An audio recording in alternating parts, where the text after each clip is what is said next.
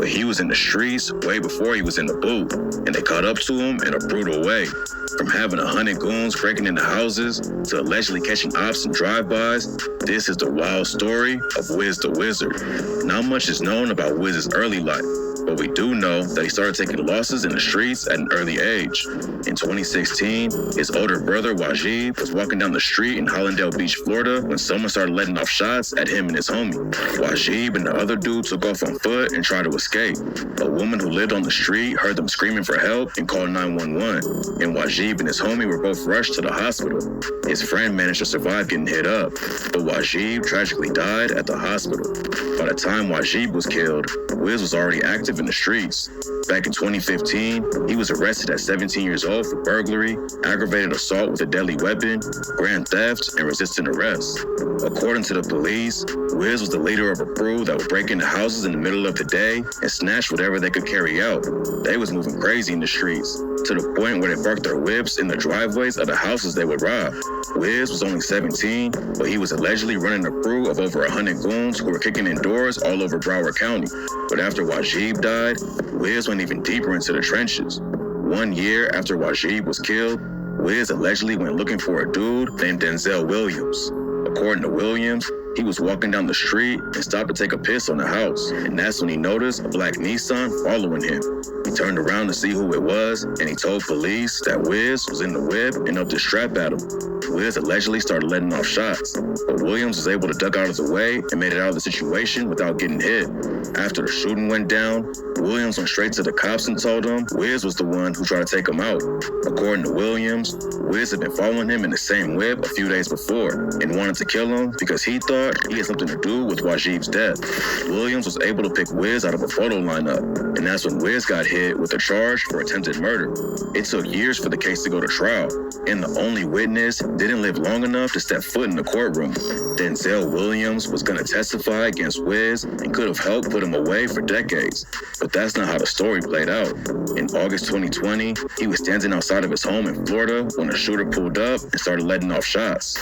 Williams was killed before he could testify, but tragically, he wasn't the only victim. His neighbor was a woman named Amber Campbell, and that morning, she had walked over to talk to Williams and pet his dog. Unfortunately, she was in the wrong place at the wrong time, and the shooters killed her too. Williams' story was the only thing that the court had against Wiz, so after he got killed, they were forced to drop the case, and Wiz dodged the attempted murder charge. That same year, he linked up with his homie Kodak Black and signed to a sniper gang label, and it didn't take long before his name was buzzing in the industry. Wiz and Yak was close way before the music. They met for the first time when they were both locked up in juvie, and after that, it was all love. I met Kodak in the juvenile detention center a long time ago. Okay. Yeah. Shit, we linked from right there, shit. It been all love ever since. Wiz signing with Sniper Gang should have been a huge win for everyone, but it didn't take long for the business side of things to cause a split between him and Kodak.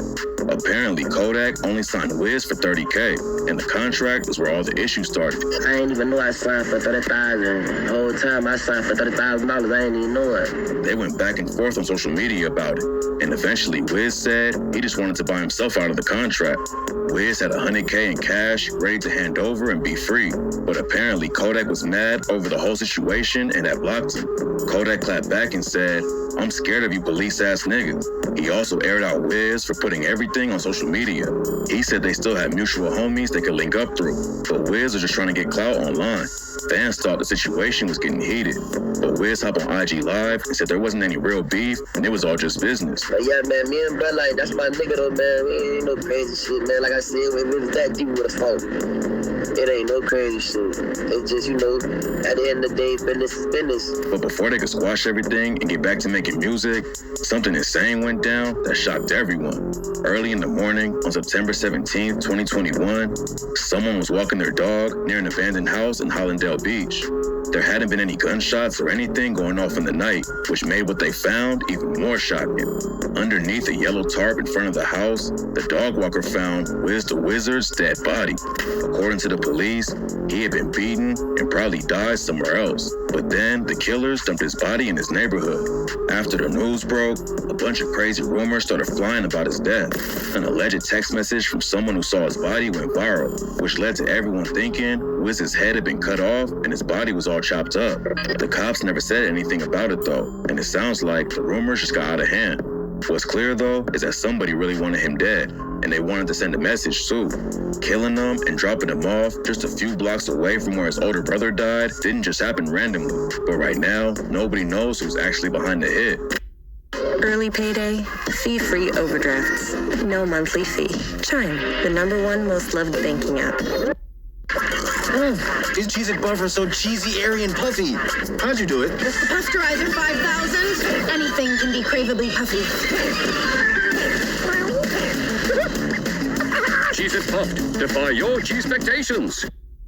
Most people think he was connected to all the street beef he had. Wiz was already terrorizing the city as a teenager and allegedly ran a massive crew. And things got even more serious after his brother died. It's not clear if Denzel Williams was actually in the streets or not, but there's a chance someone he knew wanted to get revenge for his death. Wiz was never convicted of killing them, but he obviously had a good reason to want him dead. But the craziest rumor that people are actually running with is that Kodak Black put the green light on his own homie. A few days after Wiz died, Kodak was giving a speech after he donated $20K to the daughter of a police officer who died from COVID-19. While he was on stage, Yak mourned the loss and said, I just lost a friend, a very close friend for we've been friends for over 10 years. I just lost him yesterday, and you got a beautiful baby girl too, so it's it's crazy, dealing with losing loved ones and stuff like that. It's hard. I've been dealing with most of my whole life. Back then it seemed like he was really taking it hard, but fans thought it was weird when he dropped the track Back for Everything and rapped, "Double M Gang, but I ain't talking Rick Ross. Double M Gang, I took that shit from Wiz. Rest in peace, my nigga, but it's his fault. The way you let them kill you like a jit. Talking to Wham, you saying the same, did you like a lame. Dissing his own dead homie was wild. But the rumors about Yak being involved with Wiz's death really started spreading when he hopped on the track Silent Hill with Kendrick Lamar and said, I caught a bail off a Google app. I'm the type to get my shooter whacked. I had to survive off a tuna pack. 5% tin on the whip, like, who was that? There's no proof that Yak had anything to do with Wiz's death, though. And after it went down, he even tried squashing the beef with his artist Jackboy. Jackboy and Kodak had been beefing for more than a year over some money issues. But when Wiz died, Kodak tweeted, let's use this as a wake-up call. Add Jackboy. Shit get real crazy real quick out here, unexpectedly.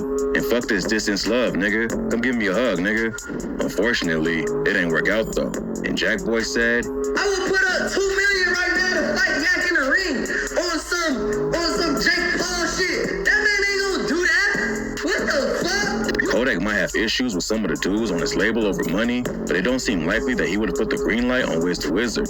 They had known each other for over a decade and were tight outside of the rap game, so Kodak having them killed just don't make sense. Wiz was on his way up in the rap game and was racking up millions of streams, but he was allegedly still in the streets too, and that's probably what caught up to him.